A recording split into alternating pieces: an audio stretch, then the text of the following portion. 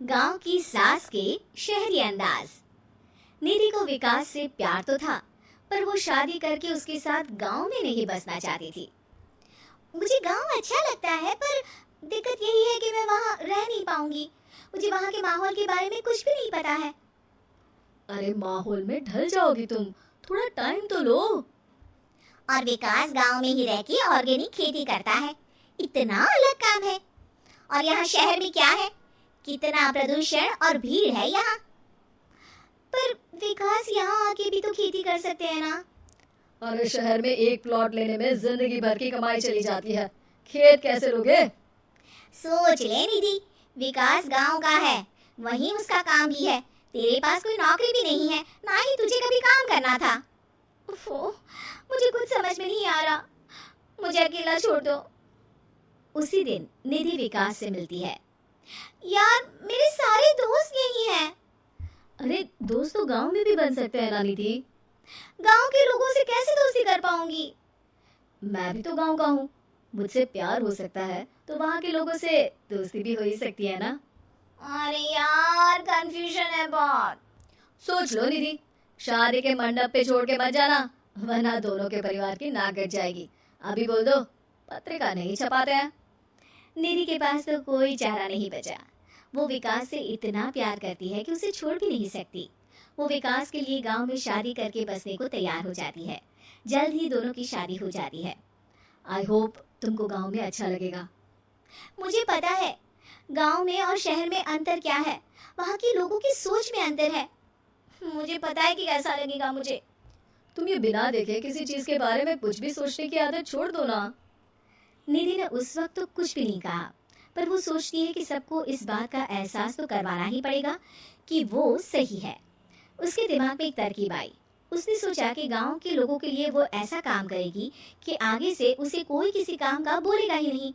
शादी के एक दिन बाद निधि की सास ने फरमाइश की। निधि, बेटा अपने हाथ से कुछ खाने का बना दे। बिल्कुल सासू माँ, थोड़ा सा रुकिए, अभी बनाती हूँ। ये सही मौका था निधि के पास ये बताने का कि गांव के लोगों और उसके रहन सहन में कितना अंतर है। रोटी सब्जी दलिया भाजी खाने वालों के लिए पिज्जा बना देती हूँ, तब इनको समझ में आएगा। न खा पाएंगी, न कभी कुछ बनाने की बात कहेंगी। थोड़ी देर में निधि सास के लिए पिज्जा बनाकर ले आती है। ये लीजिए माँ जी, आपके लिए मैंने ये बनाया है। इसे हम शहर में पिज्जा कहते हैं, है ना बेटा? है? आपको कैसे पता कि इसे पिज्जा कहते हैं? अरे पिज्जा को पिज्जा नहीं बोलेंगे तो क्या फ्रेंच फ्राइज कहेंगे? गांव की सास से ये सारी बातें सुन के बहू चौंक जाती है, लेकिन सास एक और ऐसी बात कहती है कि बहू जिसकी उम्मीद ही नहीं कर रही होती है। बहू, इस पिज्जा के ऊपर ओरेगानो मिला दे और थोड़ा चिली फ्लेक्स, मजा आ जाएगा। माँ जी, गांव में रह के भी आपको ये सब कैसे पता है?